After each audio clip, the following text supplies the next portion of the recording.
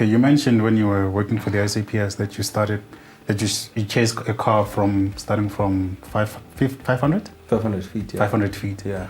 What I've always wanted to know is, so you hear, like especially with aeroplanes, Yeah. pilots saying we're cruising at 33,000 feet. Yeah. You know, what's the highest level of altitude that a helicopter can fly? Well, most of them, they've got a ceiling of about 20,000 feet. But obviously, there is always provisions for everything. You know, okay, let me not say you know. But if you fly over 12,000 feet without oxygen, so basically, let's say for over 30 minutes, you've got a bigger chance of getting hypoxia. There's something called hypoxia, where now your lungs, they can't get in enough oxygen in the lungs. Yeah. Because of how high you are. Because of the height. Because Okay. you know the differences. Yeah. So that to be your first limit. So if you don't want that, if you want to fly higher, then which means the helicopter must be pressurized, right? Or you need to have oxygen. So like the guys that are flying at Mountain Everest in Tanzania, they put oxygen because the mountains are quite higher than 12,000 feet. Okay. So I could safely say. Okay, so the only thing, I'm sorry to interrupt you. You've mentioned hypoxia. Yeah. Say I push it, as you said 20,000 feet. Yeah. I push it to I want to push it to 21,000 or 22,000. Yeah.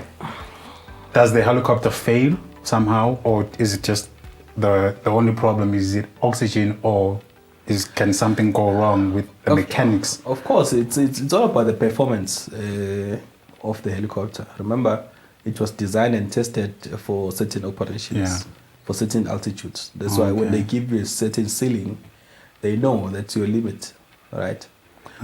So for me, when I explain anything that is pertaining aviation, I always like to explain with something that you know, something that you've seen, something that you've felt. Give you a proper example. If you drive from Johannesburg, you go to Durban, right? So Joburg is sitting at a higher altitude than Durban. Yeah. So Durban is sitting at sea level. We're sitting plus minus 6,000 feet, right? Above. Yeah, above mean sea level. Yeah. So which means the pressure is different. Okay. So if we drive from Joburg to KZN, when you're driving down, first of all, if you pay attention to your car, you'd actually tell that the performance of that car changes as you drive down. Because you feel it yourself as well, sometimes with your ears. Yeah, but that's just the pressure changing. Yeah. So if you drive down and you start driving, let's say you're going to Mhlanga Rocks in Durban, your car actually performs much more down there than up here. So if my car is 2 years old in Joburg and I go to Durban and I drive it there, it will actually perform better down in Durban. So it's the same thing with helicopters. If I fly in Joburg, the helicopter is not going to perform the same way as it performs in Durban. In Durban. So that's just from 0 altitude to 6,000. Now, if I've explained that to you, imagine what happens if you fly from 6,000 to 20,000 feet. So obviously that performance is gonna change by more than 50% easy. So if that's the case, so in aviation you've got performance graphs where you measure temperature with pressure altitude. So the higher you go, and the temperature also it goes down to, let's say, plus 3 degrees or minus 1 or whatever the case. So the performance will change, obviously. Yeah. So when you get to 60,000, there's everything. There's all about VNE or operations. So if I can fly at 110 knots, I'll be in Joburg, and that's my VNE, for example. By the time I get to 20,000 feet, my VNE is sitting at 55 knots. So if I fly more than 55 knots, I'm going to crash. So everything is all about performance. Okay. But it differs with aeroplanes, though. Excuse me. If an aeroplane wants to fly 20,000 feet from here to Cape Town, no one said it can't. Of course it can, but it's all about the performance. But remember, aeroplanes are different than helicopters, right? So the higher they fly, but also remember, they're all about where they're going to pick up most of the winds, of which is your jet streams or whatever they call them. So if they choose to fly 35,000 feet, that's because maybe they've got a tailwind of about 80 knots at 35,000. Then they will fly at 35. But if the performance of the aeroplane is going to be better at 40,000, then they'll choose 40,000. So it's never by chance that. So it's all about performance. It's all about performance, and also remember, an airline has to be cost effective. So if they are flying at 35,000 feet and they can burn much better fuel at 38, they'll choose 38. 38. Okay. So. Also, it also costs more to fly at lower altitudes. Of course, it does. Yeah. It's all about the performance. Okay. So if I want to save fuel, like for example, I flew from Lusaka in Zambia to a place called Mongo to the west of Zambia, which was about 320 miles plus minus. I knew that if I had to fly lower than the altitude I was flying, I wasn't going to make it there. I was going to run out of fuel. So I had to choose a higher altitude. Then I made it there. Okay. So it's not just about the skill anymore. So aviation is more just about your hands, but it's also about what you can use upstairs. Decision making is important. Decision making. So the practical part of it is just the last 10% that you do. Yeah. Yeah. Okay. I guess, well, what I want to know next is about the expedition that you guys do going down to Antarctica. What are you doing there? Well, basically, we are working for Department of Environmental Affairs. Now they call themselves Environment, Forest and Fisheries. You know, these things change all the time. You don't even know what they call themselves anymore. But basically, we're working for the government. We're contracted by the government. Oh, okay. So we started a project in 2017 with them.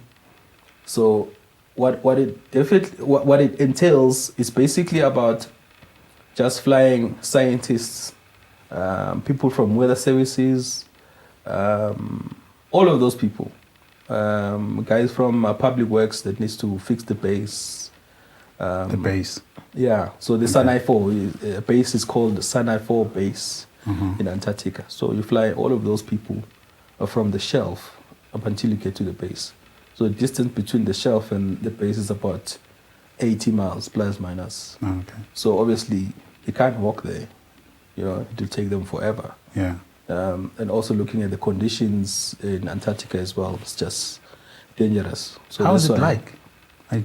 What were your first thoughts seeing that place? Because well, to be honest with you, for a black person, yeah, it's too bright. Exciting. It's too bright.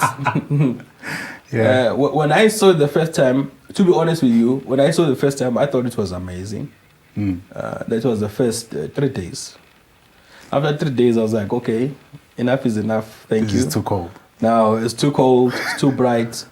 And I mean, it plays with you in a sense, you know. That place, it's good to see it for a week for me. But I mean, remember also the radiation at the South Pole is much more stronger. So if you're not careful, your skin is going to be a problem. Sunburn. A sunburn. Really? Yeah. You thinking because it's colder, you're fine. No. Well, that actually makes sense because winter sun burns more than summer sun. I always say. Yeah, it does. But I mean, down there it's much more stronger. Yeah. You see, that's the problem. So you thinking because it's cold, you sorted. Yeah. You start playing outside. By the time you come back, you look like a guy that's from South Sudan. You're dark, my man. Yeah. Yeah. So there's a lot to look out for. I mean, it's a beautiful place, but it's also deadly. Yeah. You know, if you fly in perfect conditions, you'd love it. But also, if you take a chance with nature there, you'll kill yourself. Oh. And people will never find you again. I can It's imagine. a sad part. Yeah. Yeah. So so all you do there, you just fly the scientists and Yeah, you basically. I mean, the thing is, I'm not sure if I'm allowed to go into detail. Oh, yeah, of course, Yeah, so we fly scientists down, people that have to fix the base, South African Weather Services. You know, we actually take it very lightly, the job that Weather Services does for the South African government, but it's quite big. You know, because the weather that we're getting on SABC 1 or on ENCA, whatever the case, that's where it comes from. From down there. Yeah, you've got actually a guy for weather services that stays there for the whole year, sending data to South Africa every single day. And you can stay there for 3 months, and someone is living there an entire year. But remember, they choose. I'm not that stupid. Yeah. So they do it for the passion. Obviously, for me, no. I'd rather be here. So have you ever brought back a souvenir from down there? No. Like a penguin, maybe? No. I mean, come on. A black guy and a penguin. I mean, that would just look bad on the street. But okay, first of all, the penguin will never survive. Yeah, that's number one fact. Yeah. So as a black person, if you've got a penguin, they would know that you stole it, definitely. Without a doubt.